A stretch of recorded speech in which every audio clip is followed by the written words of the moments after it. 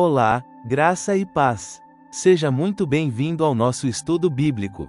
Hoje, vamos mergulhar em um tema essencial para a nossa fé, a fidelidade de Deus. O nosso texto base está nos primeiros capítulos dos evangelhos de Lucas e Mateus, onde vemos o cumprimento das promessas divinas desde o nascimento de Jesus. O versículo-chave de hoje nos lembra dessa verdade. Tudo isso aconteceu para se cumprir o que o Senhor tinha dito por meio do profeta, onde encontramos em Mateus capítulo 1, verso 22. E qual o grande princípio que aprenderemos? Deus é fiel. Jesus cumpriu a promessa de Deus, e isso nos dá confiança de que Ele sempre cumpre sua palavra. Então, pegue sua Bíblia, se prepare, e vamos juntos aprender mais sobre a fidelidade do nosso Deus. Vamos começar.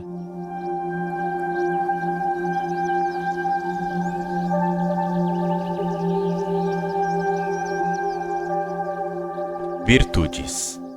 Confiança inabalável. Essa virtude reflete a capacidade de manter a fé e a confiança em Deus, mesmo diante de circunstâncias incertas ou desafiadoras, como demonstrado por Maria e José ao aceitarem os planos de Deus para suas vidas sem hesitação. Fundamentação bíblica.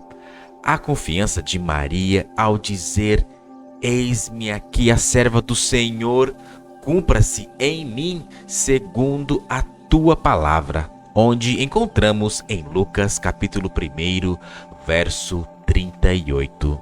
E a obediência de José ao seguir as instruções dadas em sonho, onde vemos em Mateus capítulo 1, verso 20 e 21, exemplificam uma fé profunda e uma confiança inabalável em Deus. Segundo, obediência devota. A virtude da obediência demonstra a disposição de seguir a vontade de Deus e seus mandamentos, mesmo quando elas desafiam as normas sociais ou pessoais.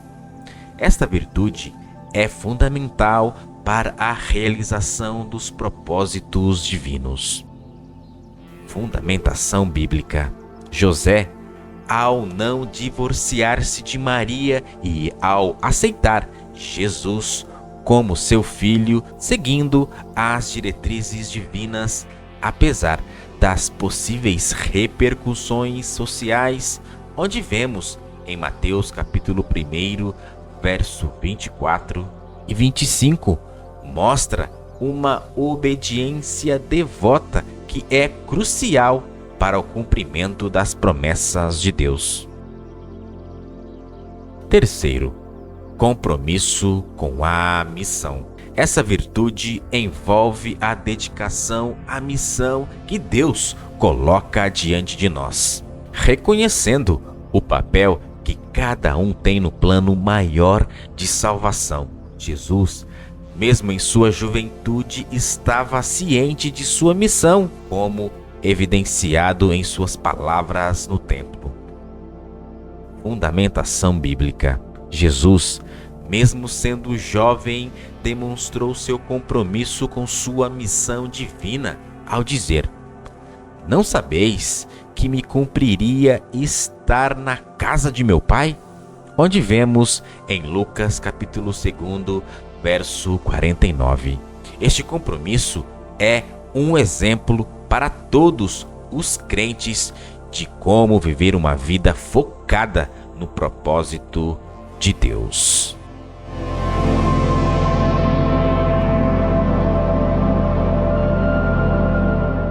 Compreendendo o tema. Deus prometeu enviar um Salvador, e essa promessa foi cumprida em Jesus Cristo.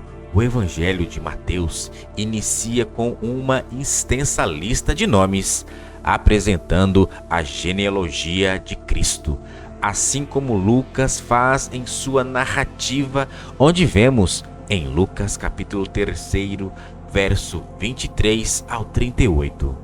Essas listas de nomes, longe de serem irrelevantes, são essenciais, pois cada palavra da Bíblia foi divinamente inspirada e serve a um propósito.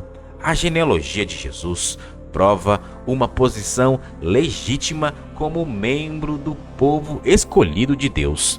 Mateus destaca que Jesus, descendente de Abraão, o pai do povo judeu, e de Davi, o grande rei, cumprindo assim as promessas divinas de que, através da descendência de Abraão, todas as famílias da terra seriam abençoadas e que um Salvador surgiria da linhagem de Davi. Este cumprimento das promessas do Antigo Testamento, onde vemos em Isaías capítulo 11, verso 1, Jeremias capítulo 33, verso 15, Ezequiel capítulo 37, verso 4 e Oséias capítulo 3, verso 5.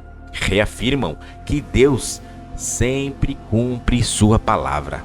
Lucas, ao traçar a genealogia de Jesus até Adão, mostra que Jesus era verdadeiramente humano e também o Salvador para todos.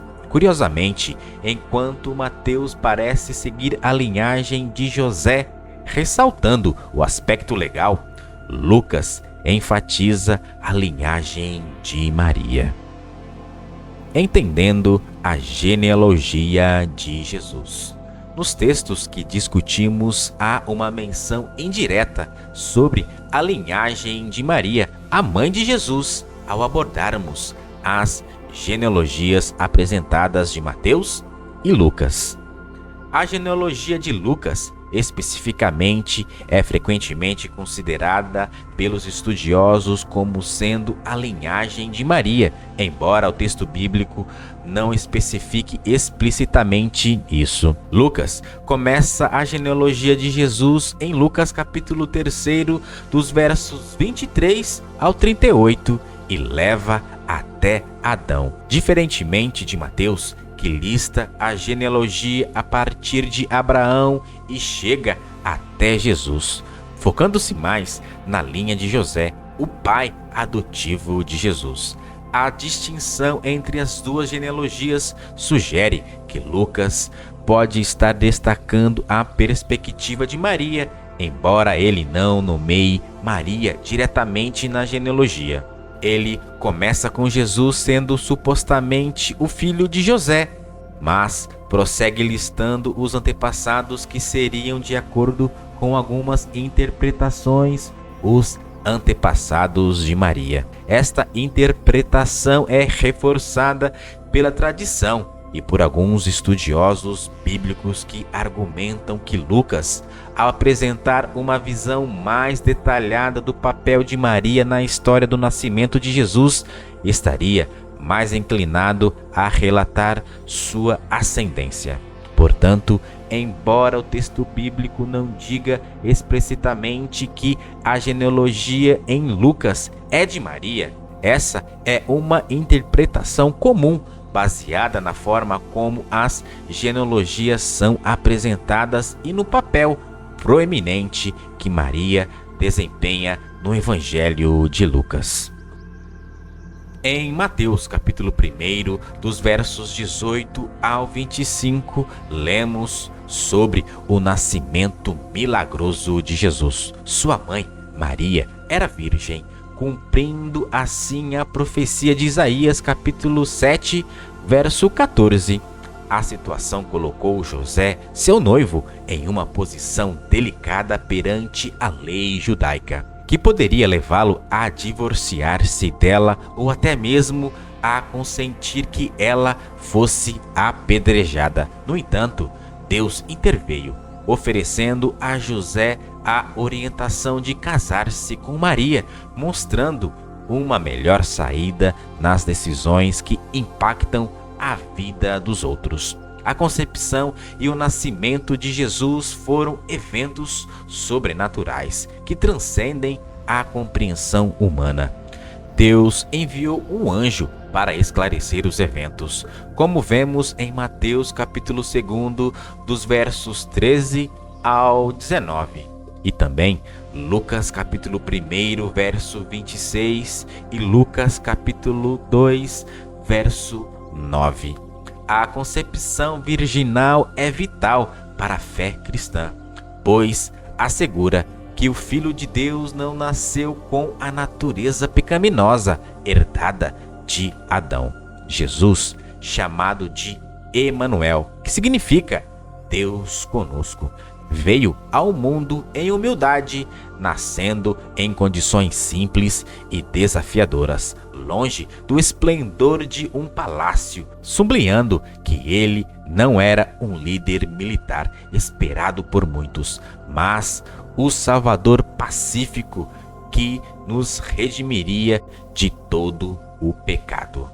Os judeus aguardavam ansiosamente pelo Messias, mas acreditavam que ele viria para salvá-lo do poderoso Império Romano. Imaginavam um líder militar semelhante a Josué ou a Davi, e não um Salvador pacífico que venceria o pecado.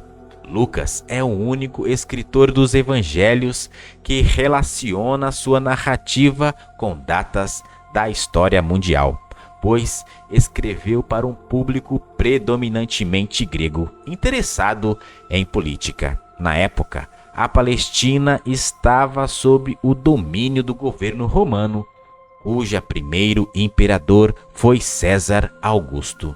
Os governantes romanos eram considerados deuses, em contraste com o pequeno bebê em uma manjedoura que era, de fato, Deus encarnado. O censo romano foi realizado para auxiliar no recrutamento militar e na cobrança de impostos. Os judeus não precisavam servir no exército romano, mas eram obrigados a pagar tributos. O decreto de César Augusto ocorreu no tempo perfeito de Deus e fazia parte do seu plano de enviar seu filho ao mundo, demonstrando que ele controla toda a história. Esse censo forçou José e Maria a viajar até Belém, uma jornada de aproximadamente 3 dias, cumprindo assim mais uma profecia do Antigo Testamento, como vemos em Miqueias capítulo 5, verso 2. Ao chegarem, tiveram de se abrigar em um estábulo ou estrebaria, diferente das imagens idealizadas nos cartões de Natal. Esse local provavelmente era escuro, sujo e desconfortável. Os judeus esperavam que o Messias nascesse em um palácio, não em um ambiente tão humilde. O anúncio do nascimento de Jesus aos pastores no campo foi maravilhoso. Inicialmente, eles ficaram apavorados, mas depois o medo se transformou em alegria ao ouvirem o anjo do Senhor, que diz: hoje mesmo, na cidade de Davi, nasceu o Salvador de vocês, o Messias, o Senhor.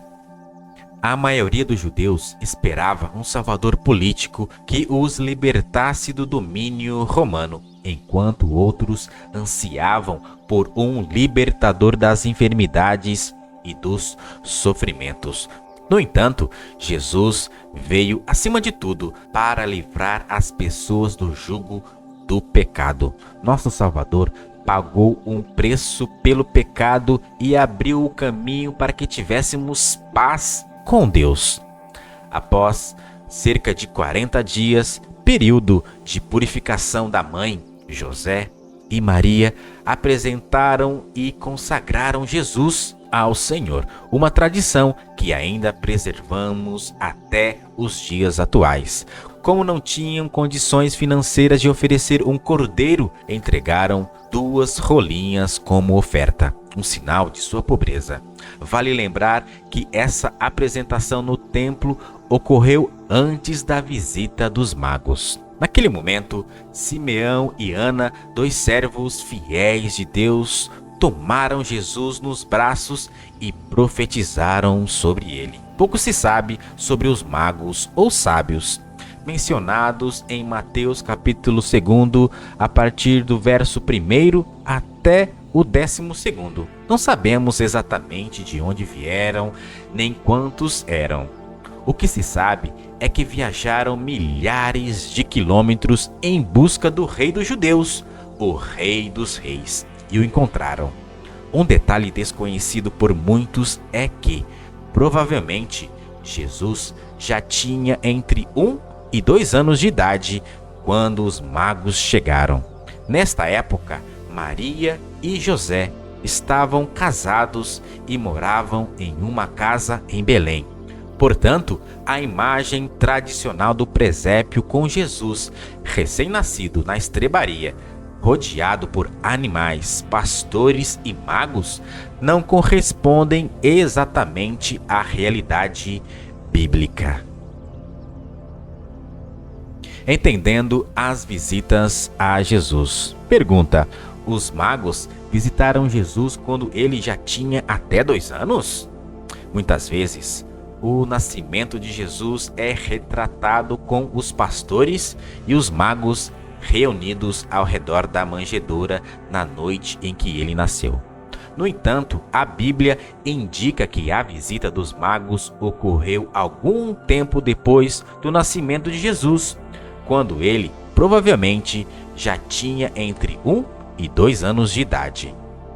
Aqui estão algumas razões para essa conclusão. Primeiro, Jesus não estava mais na manjedoura. Em Mateus capítulo 2, verso 11, os magos encontram Jesus em uma casa e não em um estábulo ou manjedoura. Isso sugere que Maria e José já haviam se estabelecidos em Belém. Segundo, a ordem de Herodes. Quando Herodes percebeu que os magos não voltaram para informá-lo sobre o paradeiro de Jesus, ele ordenou a morte de todas as crianças de até 2 anos em Belém, como vemos em Mateus capítulo 2, verso 11. Essa decisão foi baseada no tempo em que os magos lhe informaram sobre o aparecimento da estrela. Se Jesus tivesse acabado de nascer, Herodes provavelmente teria mandado matar apenas os recém-nascidos. O fato de ele incluir crianças de até 2 anos sugere que Jesus já tinha algum tempo de vida. Terceiro, a longa viagem dos magos. Os magos vieram do Oriente, provavelmente da Pérsia, Babilônia ou Arábia, e viajaram uma grande distância para encontrar Jesus. Isso poderia ter levado meses ou até mais de 1 ano. Quando finalmente chegaram a Belém, Jesus já não era um recém-nascido, mas uma criança pequena. O que isso significa? Embora a tradição popular junte pastores e magos na cena do presépio, a Bíblia mostra que essas visitas aconteceram em momentos diferentes. Os pastores foram os primeiros a ver Jesus logo após o seu nascimento, como vemos em Lucas capítulo 2, dos versos 8 ao 20, enquanto os magos o encontraram mais tarde, quando ele já morava em uma casa com Maria e José. Isso reforça que Jesus não foi apenas o rei dos judeus, mas também o salvador de todas as nações, pois os magos representam povos estrangeiros que reconheceram sua importância. Além disso, a fuga para o Egito financiada pelos presentes dos magos mostra como Deus cuidou de cada detalhe para proteger seu filho.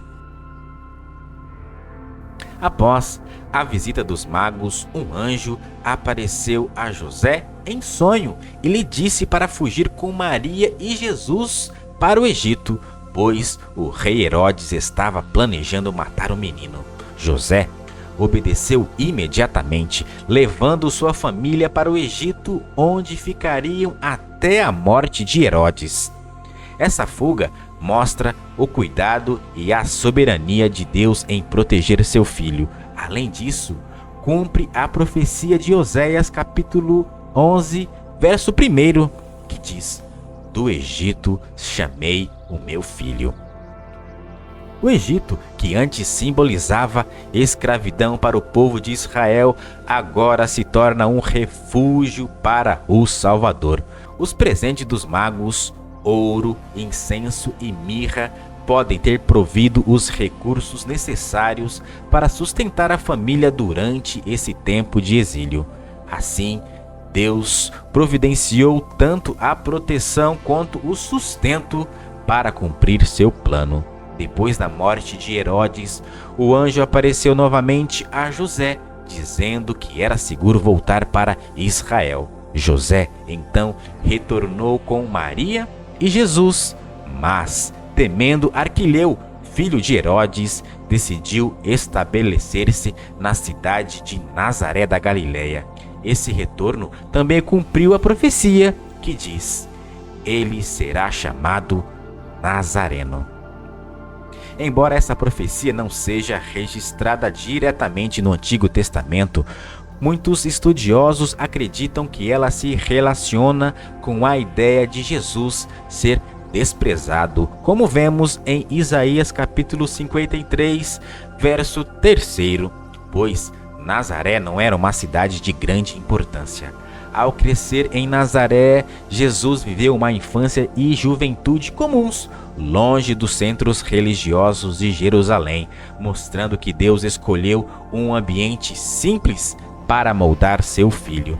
A Bíblia não nos dá muitos detalhes sobre a infância e a adolescência de Jesus, mas Lucas capítulo 2, verso 40 e Lucas capítulo 2, verso 52 nos dão uma visão clara do seu crescimento. Lucas 2:42 diz: o menino crescia e se fortalecia, enchendo-se de sabedoria, e a graça de Deus estava com ele. E Lucas capítulo 2:52 diz assim: e Jesus crescia em sabedoria, estatuto e graça diante de Deus e dos homens.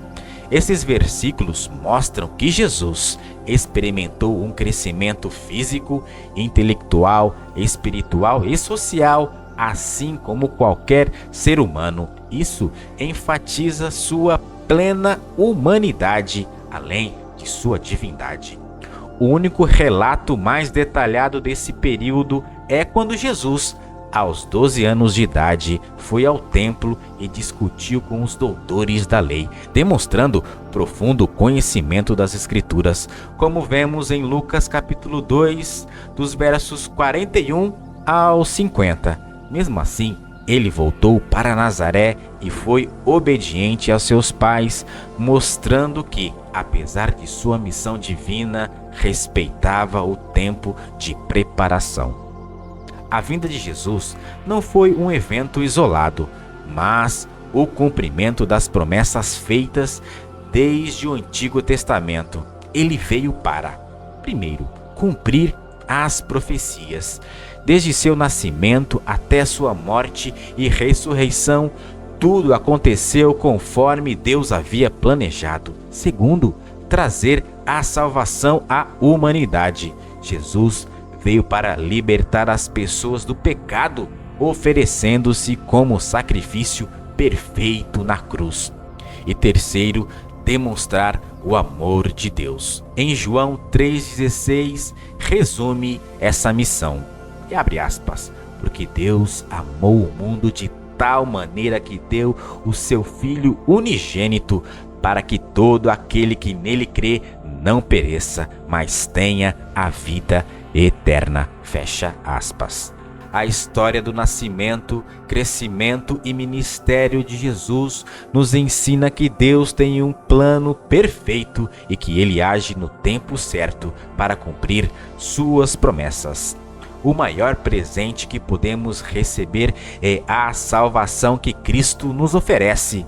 De diversas maneiras, Jesus foi apresentado como o Salvador do mundo, no anúncio de sua concepção sobrenatural, em seu nascimento incomum e em sua apresentação no templo com a confirmação profética preparada por Deus. Que grande privilégio é conhecermos nosso precioso Salvador e Senhor. Fique com Deus.